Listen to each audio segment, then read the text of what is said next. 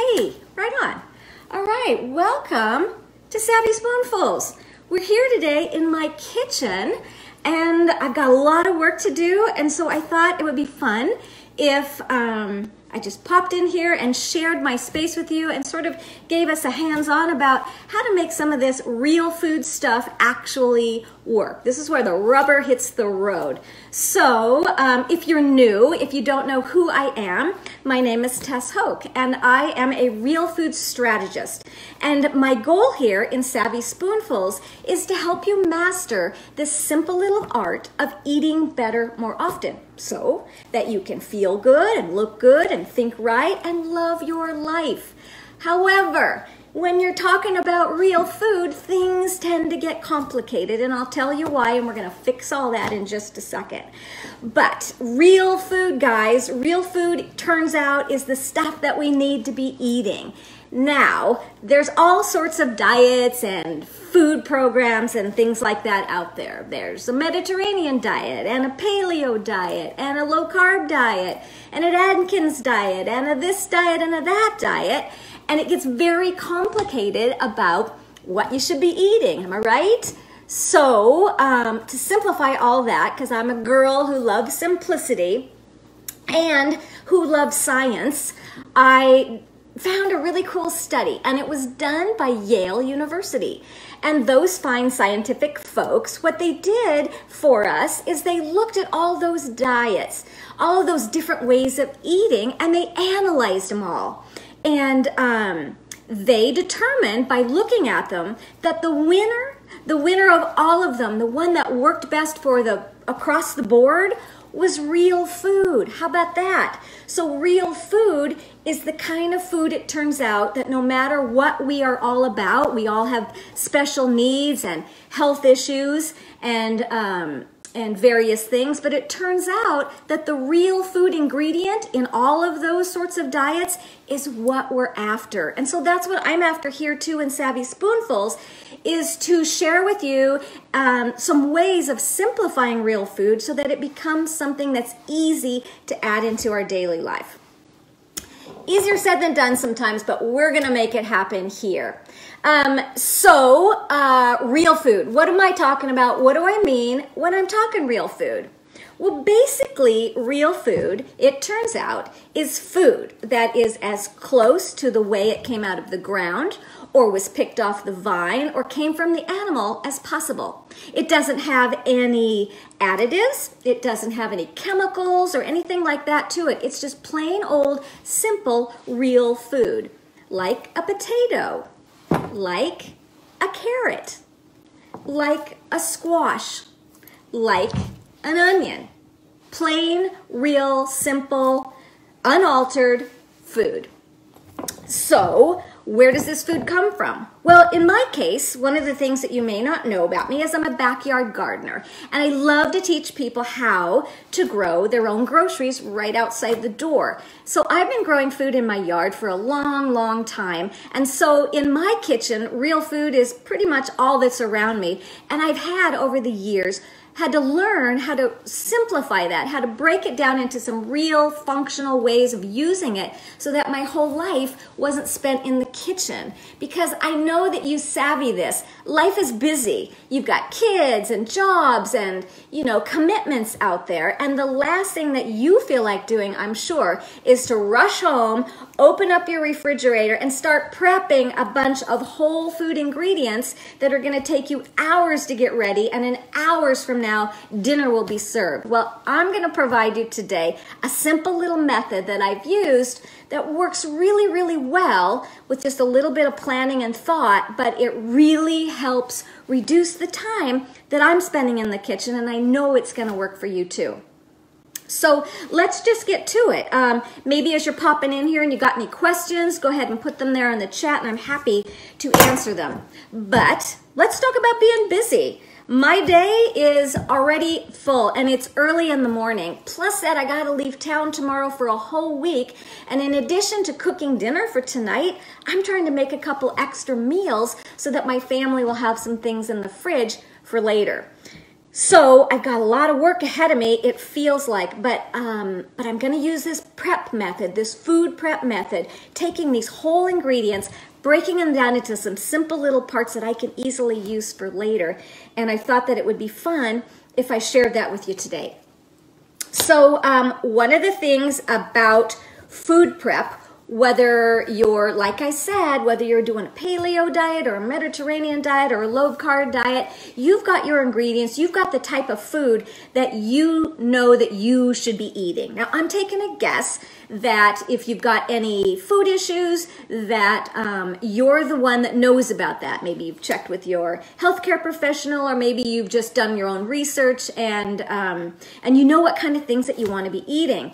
Maybe you've got a couple extra pounds on the hips and you know that you want to start reducing your calories to like lose a little bit of weight, and so you know what kind of food that you want to be eating. Whatever that is, however that factors into your own particular diet, go ahead maybe after this is over and start accumulating those things in your counter, and maybe just follow through and do some of the things that I've showed you how to do today, because I think it might add a little simplicity factor to everything that you're up to in your own home kitchen. But here we go, and here's mine, and I'll just share with you what I'm up to. So I woke up this morning and I'm like, holy smoke, I gotta leave town, I gotta make some extra meals. How am I gonna get it done? Well, I spent a couple more minutes thinking about, okay, what do I got around me? What's in my kitchen? And how can I quickly turn that into something yummy that's not going to take a day or two for me to turn into something fabulous? So I thought, well, okay, back in the pantry, I know I've got some potatoes, so let's get some potatoes involved in whatever meals I'm going to cook, and let's at least start prepping them. Now here's some beautiful, sweet little potatoes that came out of my own garden last fall. I've got a pantry full of them, and turns out potatoes are often in meals.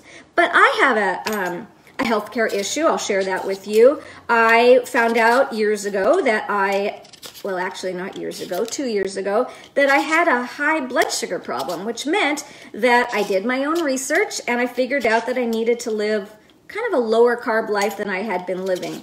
So potatoes, although they may have some higher carbs than other foods, but lower than some others, and I grow them in my yard, are things that I often have in my meals.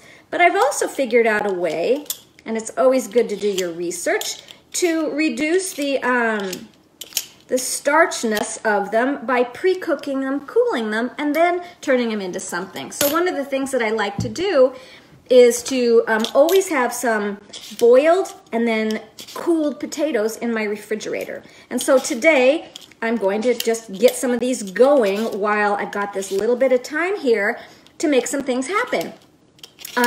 So peeling them, and then I'm going to chop them and put them in a pan. Now, here's a little trick that I've learned in my kitchen over the years. You don't need to know exactly what you're doing for every single moment of cooking. Let me tell you, I'm a fly-by-my-seat of the pants kind of girl when it comes to making meals for me and my family. And I always find that, you know, when you put your heart to it and you try your best, that meal is going to be yummy. People are going to eat it. So don't be afraid to try new things. Don't be afraid to cook up stuff when you're not really sure how it's going to turn out. It's well worth the effort. And, you know, cooking in your own kitchen, especially with whole, real foods, can be challenging, but you're going to get better at it. So I've got years under my belt already, and I'm going to continue to improve as I go. But one of the things that I wanted to share was, okay, so maybe I don't know what meal I'm going to make with these potatoes, but I've got time to think about it. What I am doing, and why I want you to understand the value of prepping food ahead of time. That means getting things ready to go, having them all chopped up or pre-cooked or whatever their deal is in your refrigerator ready to go before it's dinner time is going to be one of the keys to your success. It doesn't matter that you don't know for sure what's for dinner. What does matter is that you're starting. And so today, right now, just like I said, I'm not exactly sure how these potatoes are going to end up in dinner, but I know that they're going to be a part of it somewhere, somehow. And I know that how I like to have potatoes is pre-cooked. So I'm just going to prep them this morning, put them in my pan. I got a pan over here on my stove. We don't care about that. And I'm just going to boil them for a little while.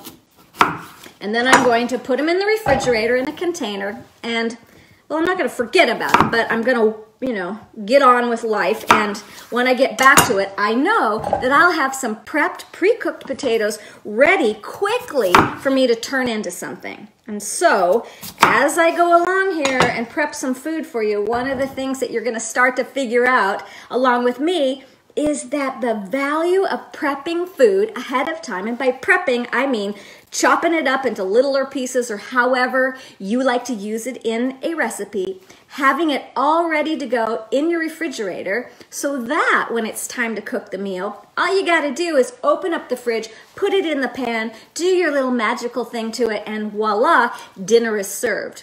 Think about the alternative. You're a busy person, I know you are. Imagine, and maybe you do, I do this from time to time, but this really helps simplify it. Imagine going to work or going off to your busy day, you rush home, it's over, it's 5, 6 o'clock, the family's coming home, everybody's tired and hungry, and they're looking at you for fix me something, and now you've got to drop everything and figure out what the heck you're cooking for dinner. If you're into real foods because you believe that healthy food is what you and your family should be eating, then all of a sudden you've got to start by prepping all of this whole ingredient, either pre-cooking it or turning it into ingredients for your meal. And that's a lot of time. So prepping is the key. Now here's the value of prepping, and here's the part that you really need to make a mental note about. And that is somewhere in your week. Look at me, it's Monday morning. Tomorrow is a day where I'm gonna be getting on an airplane and I won't have time to do anything for a whole week, and I'm trying to prep some food for my family. So today is my day, your day is a different day, but imagine, this is what you need to do, is carve out and make a habit of this, because this is where things really start to change your reality, is when habits become something that you make part of your everyday routine or every week routine. Carve out a little time period. Carve out a time, maybe it's Sunday afternoon, here I am, it's Monday, I'm carving out a time, I'm gonna give myself maybe a half an hour, and I'm gonna spend some time in my kitchen, and I'm gonna prep some ingredients, and I'm gonna put them in my fridge. And why I'm going to do this, why I'm going to carve out a special little amount of time, is because I know that doing it now is going to save me time later on. Now, if you're prepping ingredients every single time you're cooking a meal from Whole Foods for your family, or maybe for yourself, you're going to have to go through this prepping every single time. And so if you just do it all at once and everything is in your fridge ready to go, then your life is going to become incredibly simplified when it comes to fixing meals made from whole real foods in your own kitchen. So prepping is killer. So I've got some carrots. I'm not really sure what I'm going to do with these carrots. I'm kind of thinking in the back of my head, boy, somewhere in the bottom of my freezer, I've got some beautiful chicken broth that I made. I could use some of these carrots, maybe some of these potatoes, add some other things I've got coming at us, and turn it into a yummy, sweet, delicious broth-based soup that'll be really delicious, along with something else that, who knows what it is yet, but I'll come up with it. And it'll be a meal that my family can enjoy, and I know that it's good for them and healthy, and I don't have to worry about them there. So making a soup sometimes seems like a big project, but half of it's going to be in the prep, and the prep is already taking place. So look at this. I've chopped up some carrots, and I'm just going to put them in a container. See that? They're all chopped, ready to go. I got a lid on them, and I'm going to stick them in my fridge. Now, if you can see my fridge from there, you can see that, well, there's not a whole lot in it. People come to my kitchen and they say, you know, when you look in Tessa's kitchen, it's not that you find food ingredients, you find colors. You find things that are orange or green or red or yellow, and that's kind of how I cook. I prep everything, it's in there, and voila, it's ready to go. So here's another whole food. It's a beautiful onion that came out of my backyard garden, and I have no idea yet where it's gonna go in my meal plan that's coming up for the next couple days. I have a feeling now that I've been here talking with you that an onion will be delicious in my soup that I'm gonna make. So why don't I chop and prep this onion so that later when I come back from a couple chores I've got to do today, I've got some prepped up ingredients that are gonna go into that soup. And one of these prepped ingredients is this onion, which is very large and very beautiful. Look at this thing. This is only half of an onion. Can you see that? It came out of my backyard garden. So I use a lot of onions. So I grow a lot of onions and I chop a lot of onions. Now, like I said, there's a whole onion here. I'm thinking that half of it's probably going to be plenty for the soup that I'm planning. I don't really have a recipe for that soup. I'm going to just wing it. I'm going to just add the ingredients that I have around me. Make sure that when you're chopping your onions and you're trying to have a conversation with somebody in the room, that you pay really close attention to where that knife blade is going, because it's easy to lose track. And here's the deal about prepping food, guys, is that you really don't have to worry and think that there's a right way to chop an onion. Now there may be, or a carrot or a squash, there may be very effective ways, but you know what? You're gonna come across them as you go along. So don't be afraid to think, oh no, I don't really know how to do this, because when it comes to onions, me and an onion are always sort of lucky to get to the other side unharmed or without me crying my eyes out. But just keep working on your real food skills. You know, kitchen skills aren't made in a day. So do your best. It's going to be delicious in a pan. And I'm going to just put that in a container. And I'm going to stick that in the fridge for later. Now remember, I just came up with the idea that I'm going to put it in a soup. So I know that that's where that's going to go. I got another half an onion. I'm not really sure what I want to do with it yet, but let's at least peel it and prep it part way. Then we'll stick it back in the fridge, and it'll be a lot easier to quickly turn it into something when we know where its final destination is going to be. Now, if I start crying, I'm really sorry, but whew, these are powerful onions. So, some prepped ingredients. I've got a half of an onion for later, and I've got some chopped little bits of onion that I know I want to use in a soup later. So we're just going to store that in my refrigerator and come back to it later. Then I've got some winter squash. What will a girl do with winter squash? Well, I'm not really sure, but I know that if I were to come home at the end of the day and think, okay, winter squash, I'm going to make a squash soup.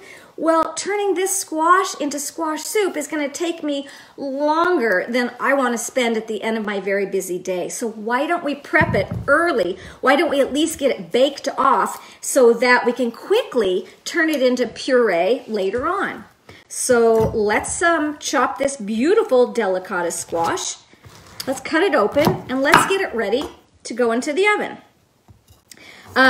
Squash is easy to grow in your backyard. This is a little delicata that I harvested last fall, and they're quite delicious. I grew a ton of squash, and I've been eating a ton of squash because, turns out, squash is really good for you. It's like taking a vitamin pill. Squash is really nutrient dense, and so, which means that it's got a lot of beautiful things in it that your body needs.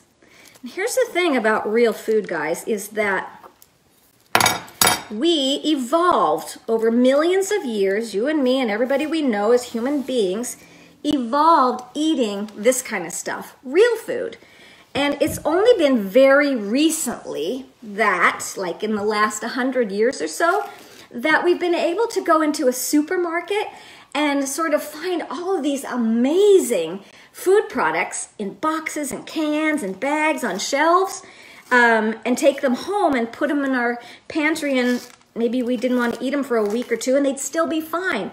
Well, our modern industrialized food system has gotten really, really, really good at learning how to put various chemicals and additives into our food so that it became what's called shelf stable, so that we could actually put it on a supermarket shelf and come back weeks later and it would still be there. So it's very important when you are shopping for your food, if you're very serious about taking care of your body and your health, it's really important that you start paying attention to ingredient labels on the food that you're putting in your shopping basket. And that's why whole, real ingredients are always a game winner, because the only thing that's in them is squash. Now, you need to be very careful when you're shopping for your food. If you're growing it in your yard, I'm sure that you can avoid this easily. But when you're shopping at a market, pay attention to if you're buying things that are, you know, organic or non, or GMO or non. And if you don't know anything about that, you know, there's time to start learning about it, but it's sure worth your while to just pay attention to the kind of food that you're picking up, putting in your shopping basket, and turning into food for you and your family. Because think about it this way. The food that you eat, every single bite of it, becomes part of your body. And it's your body that you live your life through. It's literally the suit that we are wearing as we go through our life. So every bite of food we swallow becomes part of our body. And I love to say this, like the part that makes our heart beat, or our lungs breathe, or the parts that connect the thoughts that are zipping around in our brain, igniting our passions. Every single bite of food that we swallow becomes part of us. So it really, really is important, if you're at all concerned about your health, to think about what's actually in that food that you're fixing for dinner. So start to make a habit of reading ingredient lists and labels on those food products that you're putting in your shopping cart, so that you can at least be aware of what's in them. And if that doesn't settle with you, then you can make changes. You can choose something else. Okay, quickly, look at, we just did that in 5 minutes or less. I have prepped some winter squash. Now, these are not cooked yet. I've just scooped out all of those seeds that are in them. Let's see if you can see that. And here's a couple more. And now I'm not going to chop these into pieces. I want to turn them into a puree later on. So I've got an easy way I'm going to do that. I'm just going to grab a cookie sheet here.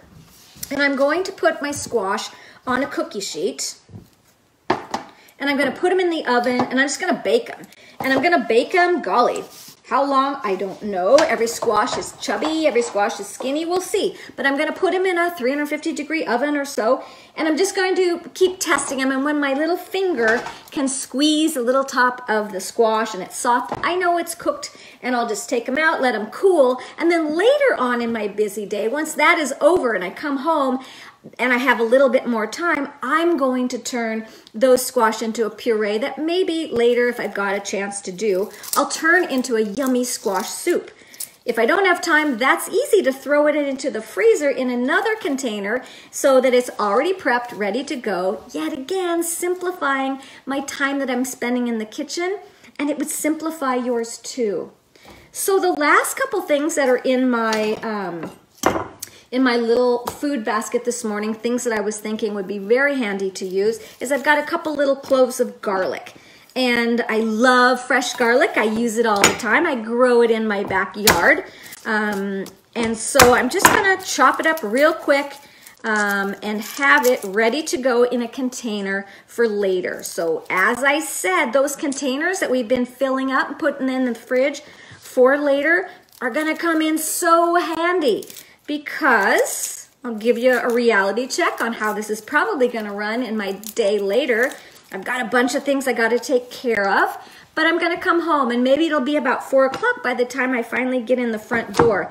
I like to have dinner maybe by 6 o'clock, but I got some other things at home to do, not spending 2 hours in the kitchen. I like to spend as, few hours there as possible. And so prepping my food, and this will work for you just as well, prepping your food cuts down the time that I have to spend making dinner.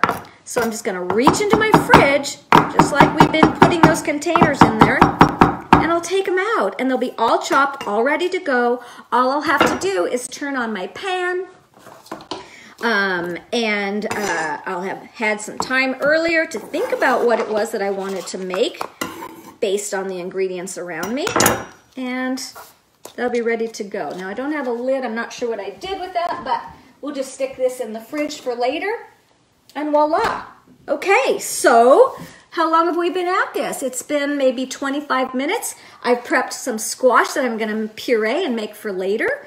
Done. I've got some potatoes that are on the stove cooking. I'm just gonna parboil those. I'll cool them, stick them in the fridge, and they'll be ready as an ingredient. We did an onion, chopped it, put it in the fridge for later. There's a carrot in there and some garlic, and voila, instantly, when we come in later from a busy day, we've got a bunch of ingredients that are gonna be really easy to toss in our pan, put in our bake dish, whatever the idea we've got for the menu that we created, it'll be all ready to go. So I want you to just sort of take note of this and think about how prepping your ingredients ahead of time can truly simplify your kitchen experience. All right, so that looks like that. We're looking at the clock, time to go. I got lots to take care of. I'm sure you do too, but at least you now have got in your back pocket a little trick called food prep, and valuable time can be saved by putting this little trick into action in your life, in your kitchen.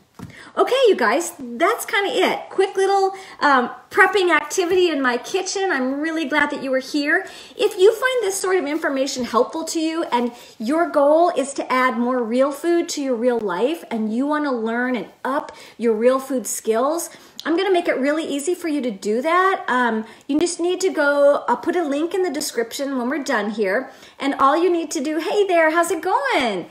Nice to see you today. Thanks so much. Let me just check here. So all you need to do is go to the link that I'll leave in the description, and you can opt in there, and what I'll do is send you a replay of these make real food in your home kitchen videos right to your inbox so that you don't have to miss out on any of it. So easy to do. I'm happy to do it, and I'm really happy that you guys showed up here today. Thank you so much. So any ideas that you want to learn about, any things that you've got to add to the conversation, I will check back for comments. So please go ahead and put them in. Let's keep this conversation going. And if you want to be part of the live conversations that happen every single day, I've got a free Facebook Savvy Spoonfuls. You can go on over there and ask to join the group. I'll meet you at the gate and let you on in. Okay, you guys, I hope that you have a wonderful day. Thank you so much for joining me. I will see you next time. Bye-bye.